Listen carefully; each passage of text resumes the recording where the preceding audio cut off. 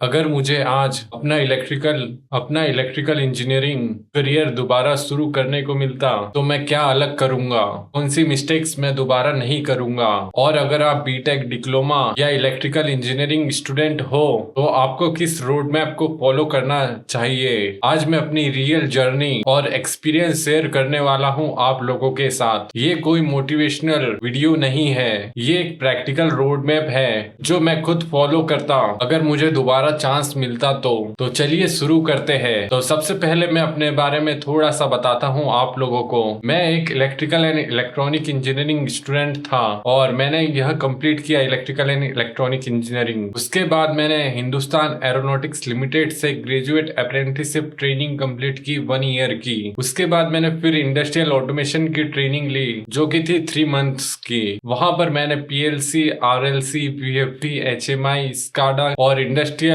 Automation practical सीखा। उसके बाद मैंने एक कंपनी सोलर मैन्युफैक्चरिंग कंपनी में as a maintenance engineer join किया और मेंटेनेंस इंजीनियर के रूप में काम कर रहा हूँ। और इस जर्नी में मैंने बहुत सारे इंटरव्यू दिए थे, रिजेक्ट भी हुआ और जॉब भी चेंज की और बहुत सारी मिस्टेक्स भी की थी। आज अगर मुझे दोबारा स्टार्ट करना होता तो मैं वही मिस्टेक्स दोबारा नहीं करता। चैप्टर 2 में बिगेस्ट मिस्टेक्स के बारे में बात करेंगे। सबसे बड़ी गलती जो स्टूडेंट्स करते हैं वह सिर्फ डिग्री के पीछे भागते हैं। उन्हें लगता है बीटेक कंप्लीट होने के बाद जॉब अच्छी मिल जाती है, बट रियलिटी बहुत अलग होती है। कंपनी डिग्रियां नहीं, स्किल सेट मांगती है। अगर किसी स्टूडेंट्स को पीएलसी प्रोग्रामिंग आती है तो और इलेक्ट्रिकल ड्राइंग समझ आती है और motor, sensors, industrial panel, trouble shooting, communication, तो उसकी वैल्यू ऑटोमेटिकली बढ़ जाती है। अगर मुझे दोबारा स्टार्ट करना होता तो फर्स्ट ईयर से ही मैं प्रैक्टिकल लर्निंग स्टार्ट कर देता। इलेक्ट्रिकल इंजीनियरिंग बहुत बड़ा फील्ड है। Power system, industrial automation, solar, electrical vehicle, oil and gas, robotics, instrumentations, maintenance और बहुत सारी फील्ड है इलेक्ट्रिकल्स में। अगर आप फाइनल ईयर तक के वेट करोगे कि किस फील्ड में मुझे जाना है तो बहुत लेट हो जाएगा। मैं रिकमेंडेशन करूंगा सेकेंड या थर्ड ईयर में ही डिसाइड कर लो कि आपको किस फील्ड में जाना है, कि तुम किस इंडस्ट्री में करियर बनाना चाहते हो। उसके बाद उसी फील्ड की स्किल्स सीखो और अपनी स्किल्स को इंक्रीज करो। अगर आप ऑटोमेशन में जाना चाहते हो तो सबसे पहले आरएलसी चालू करो, उसके बाद पीएलसी, फिर उसके बाद HMI, SCADA, VFD, servo, industrial network, communications और ये सब सीखना स्टार्ट कर दो। अब तक हमने इंडस्ट्रियल और माइंडसेट और सिलेक्शन की बात की, लेकिन अब सबसे इंपॉर्टेंट पार्ट पे आते हैं। कौन सी स्किल हमें सीखना चाहिए, कौन से प्रोजेक्ट्स करना चाहिए और इंटर्नशिप कैसे लेने चाहिए। तो हम इसकी बात पार्ट 2 में करेंगे। अब मान लो कि मैंने इंडस्ट्री डिसाइड कर ली। अब अगला सवाल रहेगा कि हमें स्किल कौन सी सीखना चाहिए। अगर मुझे दोबारा स्टार्ट करना होता तो मैं सिर्फ यूट्यूब देखकर सेटिस्फाई नहीं होता। मैं रोज प्रैक्टिकल नॉलेज गेन करने की कोशिश करता।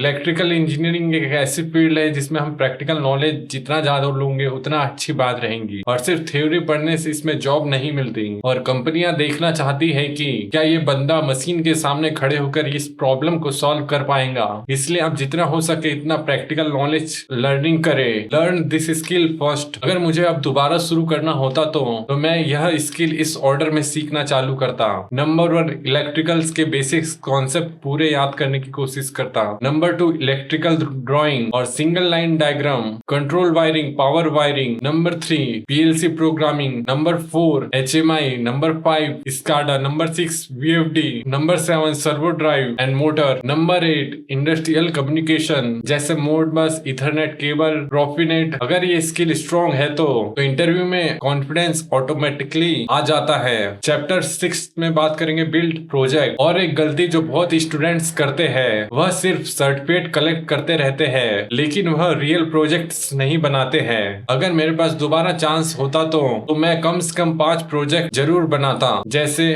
Automatic water filling system, conveyor automation, traffic light PLC project, water control panel, temperature monitoring system. Interview में वैसे भी सर्टिफिकेट से ज्यादा प्रोजेक्ट्स मायने रखते हैं क्योंकि प्रोजेक्ट दिखता है कि आपने नॉलेज को प्रैक्टिकल में कन्वर्ट किया है। चैप्टर 7 में हम बात करेंगे सॉफ्टवेयर की। आज इंडस्ट्री सिर्फ टूल्स यूज नहीं करती। अगर आपको सॉफ्टवेयर ही नहीं आते तो ग्रोथ स्लो हो जाती है इस इंडस्ट्री में। अगर मुझे रिस्टार्ट करना होता तो मैं ये सॉफ्टवेयर जरूर सीखता एज ए इलेक्ट्रिकल इंजीनियर। सबसे पहले ऑटोकेड इलेक्ट्रिकल उसके बाद ई प्लान, उसके बाद एलन ब्रेडली का सॉफ्टवेयर, सीमेंस का सॉफ्टवेयर, डेल्टा का सॉफ्टवेयर, HMI स्क्रीन डिजाइन करना, स्काडा सिस्टम डिजाइन करना और बेसिक एक्सेल। सॉफ्टवेयर सीखने में टाइम लगता है लेकिन इसी में भी फ्यूचर बहुत स्ट्रांग होता है। तो चैप्टर 8 में बात करेंगे इंटर्नशिप के बारे में। अब बात करते हैं इंटर्नशिप की। बहुत स्टूडेंट सिर्फ फेमस कंपनी के पीछे भागते हैं इंटर्नशिप करने के लिए, बट ऐसा नहीं है। आप स्मॉल कंपनी में भी as a intern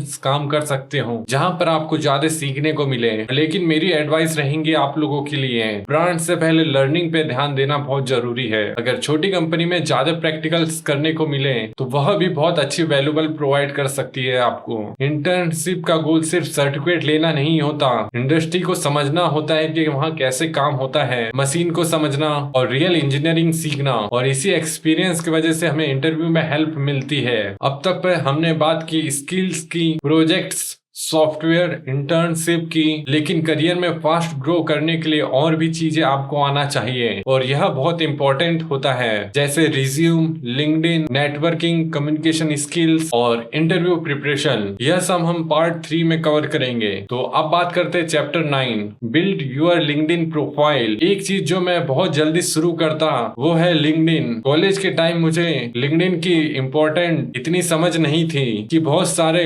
recruiters LinkedIn पर कैंडिडेट को सर्च करते हैं। अगर मुझे दोबारा स्टार्ट करना होता तो मैं फर्स्ट ईयर से ही लिंक्डइन प्रोफाइल बना लेता। इस पे मैं हर प्रोजेक्ट्स अपलोड करता, हर सर्टिफिकेट शेयर करता और इंडस्ट्री के इंजीनियर से कनेक्ट करता जिस फील्ड में मुझे ग्रो करना है। नेटवर्किंग का मतलब यह नहीं है कि सिर्फ कनेक्शन बनाना। नेटवर्किंग का मतलब है लोगों से सीखना, नॉलेज शेयर करना और अपनी लर्निंग को डॉक्यूमेंट्स करना। चैप्टर 10 में बात करते हैं कम्युनिकेशन स्किल्स की। और एक और चीज जो शायद कॉलेज में ज्यादा सीरियसली नहीं बताया जाता है वह है कम्युनिकेशन स्किल। अगर आप बहुत इंटेलिजेंस हो लेकिन इंटरव्यू में आप अपनी बात एक्सप्लेन नहीं कर पा रहे हो तो प्रॉब्लम हो सकती है। इंडस्ट्री में सिर्फ मशीनों से बात नहीं होती है, production team, quality team, maintenance team, operator, manager, senior engineer, सबके साथ हमें कम्युनिकेशन करना होता है। इसलिए इंग्लिश बोलना परफेक्ट नहीं होना चाहिए बट आपको कम्युनिकेशन स्ट्रांग होना चाहिए कि आप लोगों से बात कर सकें, लेकिन कॉन्फिडेंटली अपनी बात रखना जरूरी है। आप कर सकते हो डेली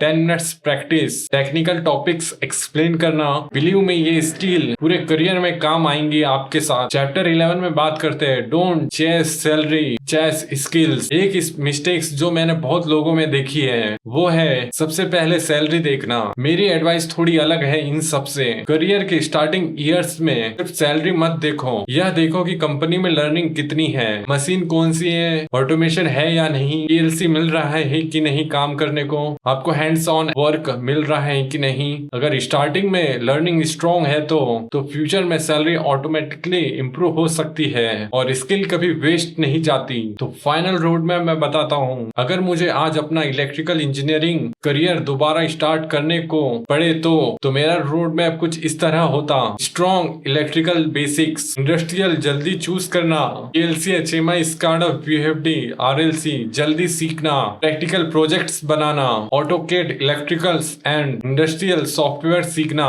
इंटर्नशिप करना, लिंक्डइन पर अपनी जर्नी शेयर करना, कम्युनिकेशन स्किल्स इंप्रूव करना और सबसे इम्पोर्टेंट रोज कुछ नया सीखना। इलेक्ट्रिकल इंजीनियरिंग एक ऐसी फील्ड है जहाँ लर्निंग कभी खत्म नहीं होती। तो लास्ट में बात करते हैं, अगर आप इलेक्ट्रिकल इंजीनियरिंग स्टूडेंट हो तो या अपना करियर स्टार्ट करने वाले हो, उम्मीद करता हूँ इस वीडियो से आपको क्लियर रोड मैप मिला होगा। अगर वीडियो पसंद आए तो लाइक जरूर कीजिए, तो कमेंट्स में बताना तो आप इलेक्ट्रिकल इंजीनियरिंग में किस फील्ड में जाना चाहते हो। अगर आप industrial automation, PLC, SCADA, VFD, HMI और इलेक्ट्रिकल इंजीनियरिंग के बारे में प्रैक्टिकल्स वीडियो देखना चाहते हैं तो चैनल को सब्सक्राइब जरूर करना। तो मिलते हैं आपसे नेक्स्ट वीडियो में। थैंक यू, जय हिंद।